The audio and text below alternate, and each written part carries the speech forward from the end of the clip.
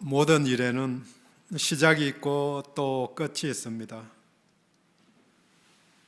먼저 시작이 되어야 하니 시작이 중요하죠. 동시에 끝까지 유지되는 것도 중요합니다. 그래서 일상에서와 같이 신앙생활도 처음처럼 한결같이 끝까지라는 단어를 성경에서 찾아내고 기억합니다. 그리고 이에 대한 사자성어로 신종여시, 시종일관, 초지일관 이런 단어들을 배웠고 또 기억합니다. 디모데전서 5장 2절은 말합니다. 처음 믿음을 저버렸으므로 정죄를 받느니라. 계시록 2장 4절 처음 사랑을 버렸다. 계속해서 2장 5절에 처음 행위를 가지라. 처음 믿음을 지켜야 한다고 강조합니다. 히브리서 3장 14절은 우리가 시작할 때에 확신한 것을 끝까지 견고히 잡고 있으면 그리스도와 함께 참여한 자가 되리라. 계시록 2장 26절은 끝까지 내 일을 지키는 그에게 만국을 다스리는 권세를 주리니. 마태복음 10장 22절, 24장 13절, 마가복음은 13장 13절에 끝까지 견디는 자는 구원을 얻으리라. 끝까지 견뎌야 한다고, 믿음을 유지해야 한다고 성경은 곳곳에서 강조합니다. 처음 믿음을 끝까지 잡고 가는 자라야 구원에 이르는 것이 당연합니다. 하나님이 주신 은혜로 구원을 받는 것이 당연하지만 우리가 믿음을 유지해야만 구원의 은혜가 유지되는 것입니다. 송구영신 예배를 드린 12월 31일이 그 다음 1월 1일과 특별히 다른 날이 아님을 잘 압니다. 똑같이 24시간이고 아침에 해가 뜨고 저녁에 지고 우리는 새끼 밥을 먹고 완전히 연속되면서 동일한 날인데 새해 첫날이라고 이름을 붙임으로써 새로운 의미를 부여한 것입니다. 새해 첫날이든 생일이든 기념일이든 오늘같이 첫 주일 예배든 우리가 의미를 부여하기 때문에 새로움이 있는 것입니다. 왜 새로움을 찾는가? 더 나아지려는, 더 좋아지려는 마음의 표현과 소망일 것입니다. 살아가면서 한 번씩은 컴퓨터나 휴대폰 같이 리셋 버튼이 있으면 다시 누르고 싶다는 생각이 들 수 있습니다. 원점에서 다시 시작하면 새로운 길, 더 나은 삶을 살 수 있을 것이라는 생각이 들기 때문입니다. 하지만 체력에서 약해지기는 하지만 늦은 나이는 없습니다. 언제든지 새로 시작할 수 있습니다. 그래서 모두가 새날을 기뻐하고 새해를 기뻐하는 이유일 것입니다. 오늘 예레미야서를 읽었습니다. 예레미야 선지자는 요시야 왕 13년 기원전 627년부터 남유다가 멸망한 기원전 586년 직후까지 40여 년 활동한 선지자입니다. 이때에 북이스라엘은 이미 100년 전에 멸망했고 읽지는 않았지만 29장에서 알 수 있듯이 남유다도 바벨론에 두 번에 걸쳐서 포로로 잡혀간 상황, 또 예레미야서 전체적으로 멸망이 예고된 가운데 주신 소망의 말씀입니다. 29장 10절에 70년이 차면 내가 너희를 돌보고 라고 말하면서 포로들의 귀환, 철 바벨론이 70년 뒤에 일어날 일도 예언하고 있는 그때의 정황을 그려주는 내용이 본문입니다. 최악의 상황으로 빠져들어가고 있는 남유다입니다. 반복하지만 이미 두 번씩이나 포로로 끌려갔고, 또 역사를 아는 우리의 입장에서는 멸망이 10년도 안 남아있는 시점에 멸망할 것이라고 예언하고, 또 바벨론에 살고 있는 사람들에게 편지를 해서 거기서 농사 짓고 집도 짓고 잘 살고 있으라, 거기서 거주하면서 그 땅의 평화를 빌고 거주하라고 그렇게 말하고 있으면서, 동시에 그게 끝이 아니라고 말씀하시면서 하나님의 구원 계획을 시작하신다는 소망을 주시는 말씀입니다. 이 시작, 하나님이 언제 역사하시는가? 사람들의 끝에 내가 내 힘으로 하려는 모든 것이 포기된 그 상황 속에서 우리 하나님이 개입하십니다. 이스라엘의 역사를 보아도 우리들의 인생도 내가 내 삶을 영위하려고 이루어 가려고 하는, 제어하려는 의지가 남아있을 때에는 우리 하나님이 손쓸 수가 없기 때문입니다. 이것을 기억하면서 본문을 통해서 우리 하나님이 어떤 상황에서 어떻게 시작하시는지 함께 보도록 하겠습니다. 그러고 나면 어떤 일이 일어나는지 그 결과도 함께 봅니다. 첫 번째로 우리 하나님은 남은 자를 통해서 새로 시작하십니다. 7절 끝입니다. 여호와여 이스라엘의 남은 자를 구원하소서 하라. 남은 자들을 구원하십니다. 포로가 되고 흩어졌지만 믿음에 붙어 있는 자, 구원을 갈망하면서 기도하는 자가 남은 자입니다. 잘 아시는 대로 이스라엘은 믿음의 후손들이지만 모두 다가 믿음에 붙어 있는 것은 아니었습니다. 북이스라엘이 멸망한 것도 여로보암 이래로 우상 숭배와 정의가 없었기 때문, 남유다의 멸망도 결국은 우상 숭배와 불의 때문입니다. 우상 숭배와 불의는 항상 동행하는 조합입니다. 하나님을 떠났기 때문에, 우상 숭배했기 때문에, 불의했기 때문에 멸망을 한 것입니다. 그러한 악행의 결과로 하나님이 그들을 여러 나라로 흩으셨는데 8절에 그들을 북쪽 땅에서 인도하며 땅끝에서부터 모으리라. 포로된 자들은 북쪽 아수르와 바벨론 땅이지만 포로가 되는 그 시점에 자발적으로 흩어진 자들이 이집트나 인근 여러 지역으로 흩어져 살았습니다. 10절에 이스라엘을 흩으신 자가 그를 모으시고 흩은 곳에서 시온 가나안 땅으로 모으십니다. 남은 자들은 하나님이 흩으신 백성 중에서 남아있는, 믿음을 잡고 있는 자들입니다. 우리가 볼 때 생명이 있다고 남은 자가 아니고 믿음의 줄에 붙어 있는 자들을 남아있다고 표현한 것입니다.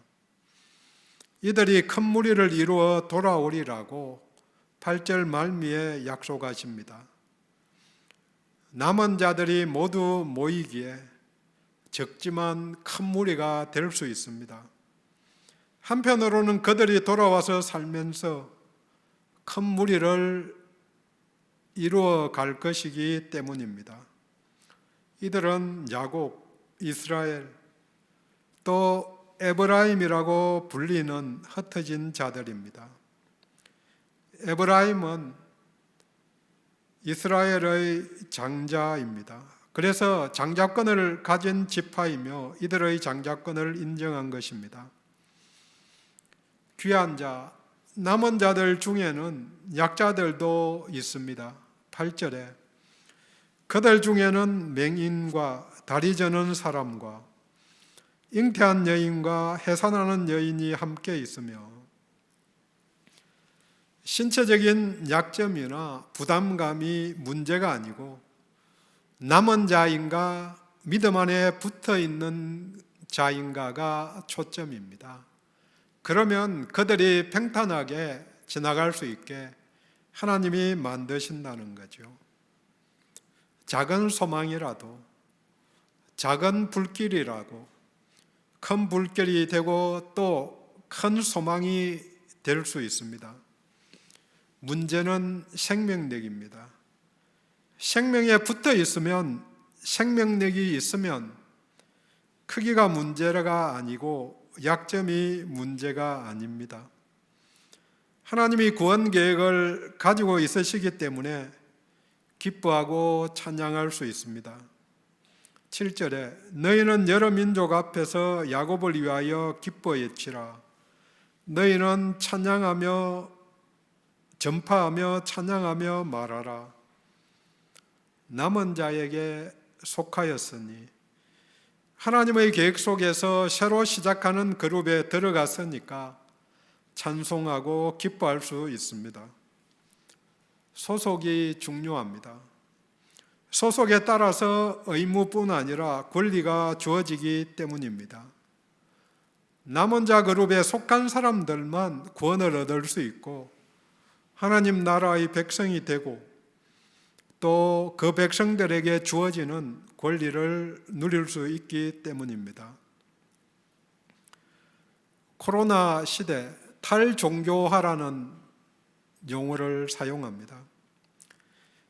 개신교를 떠난 신자가 작년 11월에 한국 리서치의 조사 결과로 전 국민을 대상으로 한 게 아니니까 포변 조사이니까 오차가 많이 있겠지만 1년 전에 개신교를 믿고 있던 사람들 중에서 12%가 현재 믿는 종교가 없다. 1%는 다른 종교로 전향했다고 답을 했다고 합니다. 13%가 그 통계 자료는 13%가 떠난 것이죠. 대체로 10%는 떠났을 것이다. 그렇게 추측을 합니다. 그러면은 100만 명입니다. 10%가 10명 중에 1명이니까 별거 안 되는 것 같지만 1000만 기독교인 그렇게 이야기하면 100만 명이죠. 100만 명이 소속을 교회에서 하나님 나라에서 세상으로 바꾼 것입니다. 더 중요한 것은 주로 40대 이하에서 이탈 현상이 나온 것입니다. 왜 떠났을까? 여러 가지 이유들이 있지만 중요한 지표로 요즘 종교, 개신교뿐만 아니라 모든 종교를 이야기하죠. 종교가 우리 사회에 도움을 주는가 하는 질문에 비종교인들은 80%가 부정적으로 도움이 전혀 안 된다. 종교인들은 60%가 누구를 믿든 믿고 있는 사람들 중에서는 60%가 종교가 우리 사회에 도움이 되지 않는다. 그렇게 생각하고 답을 했다는 거죠. 그 상황이든 포로를 앞둔 그들의 상황이든 유사하다는 생각을 잠시 해보았습니다.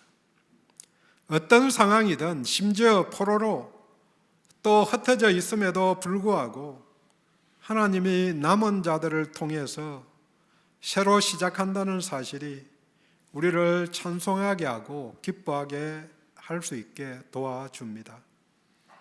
남은 자로서 지금 상황이 어떠하든지 절망하지 말고 마음을 지키면서 하나님의 구원을 바라보며 기도할 수 있기를 원합니다. 우리의 일은 오늘도 기도, 오직 기도입니다. 구원과 회복을 요청하는 기도입니다.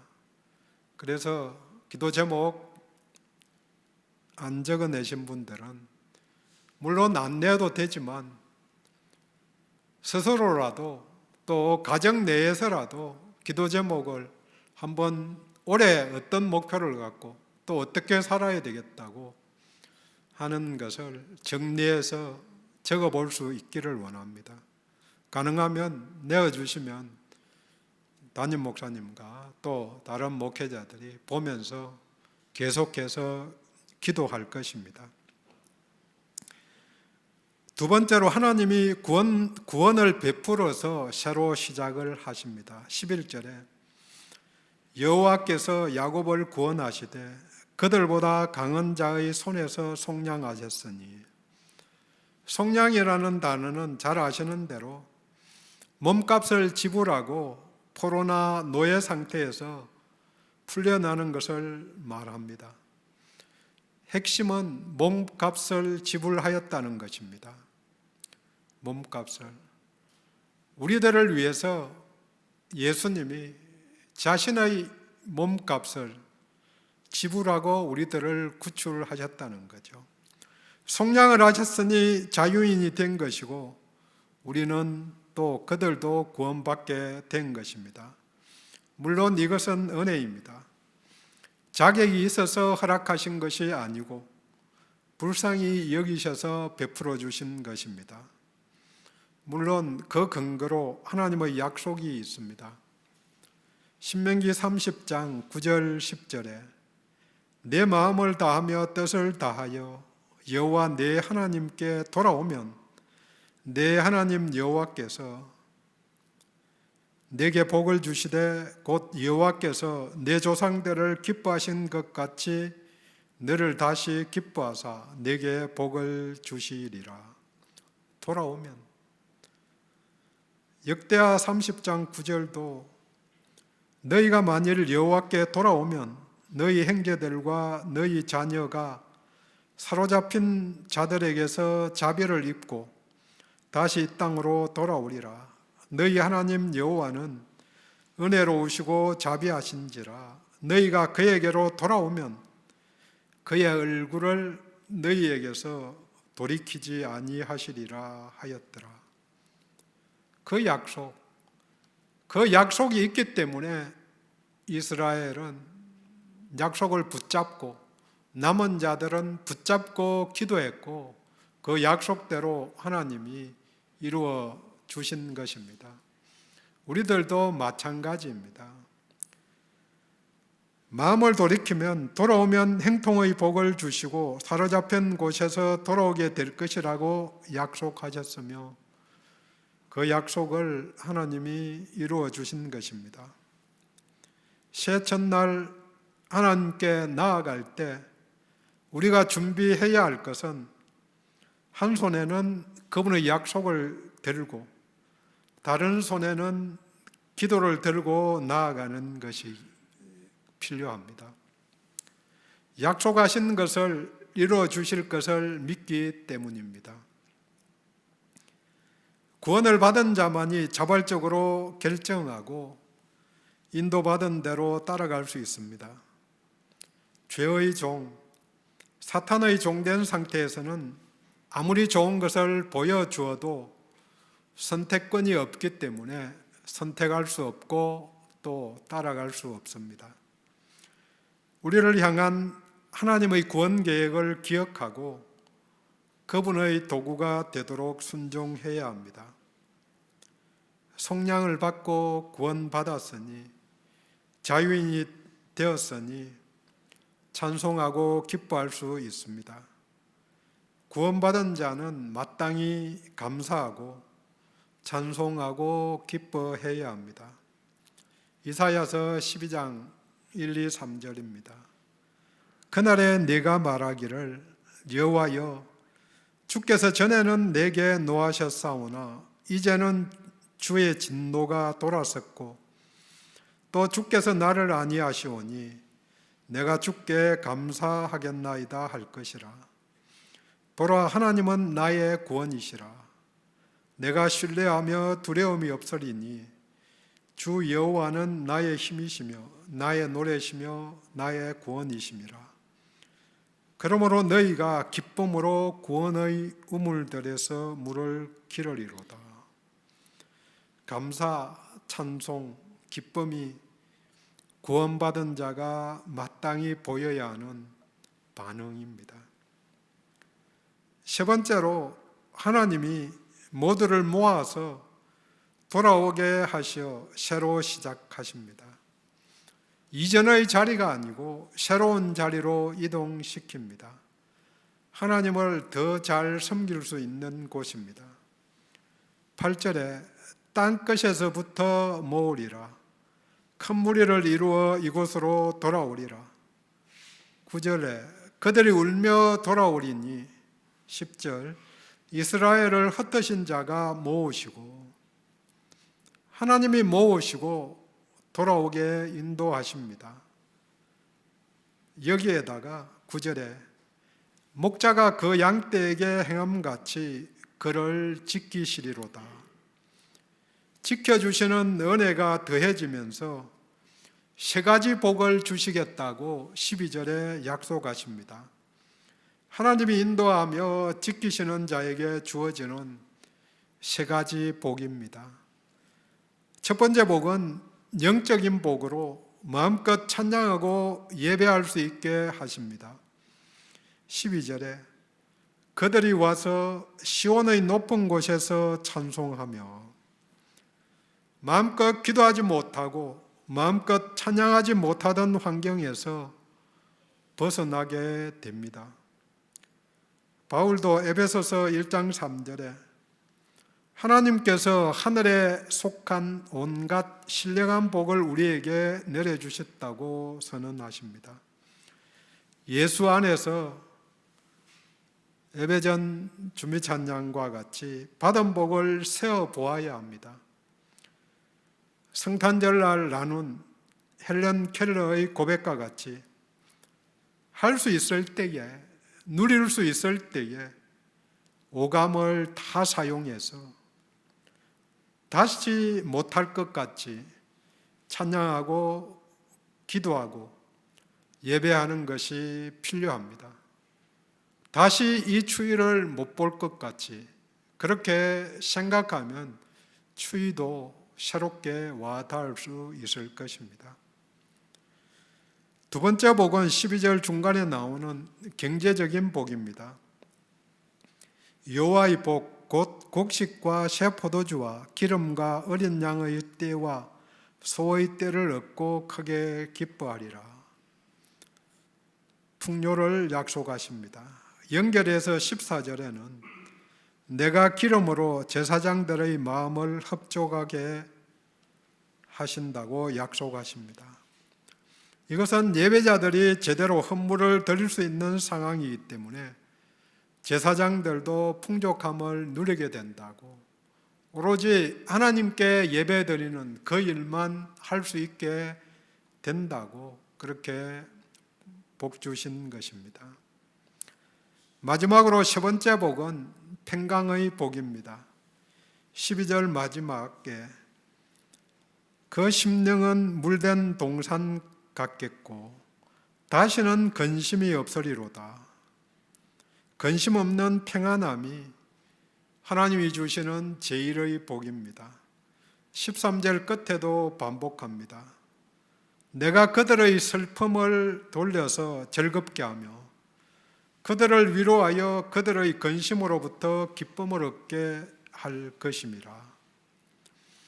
이 세 가지 복으로 말미암아 14절에 내 복으로 내 백성을 만족하게 하리라고 그렇게 약속하십니다. 하나님이 주시는 복으로 하나님의 백성이 당연히 만족해야 되는 거죠. 모여서 돌아오게 하시니 찬송하고 기뻐할 것입니다. 구체적으로 13절입니다.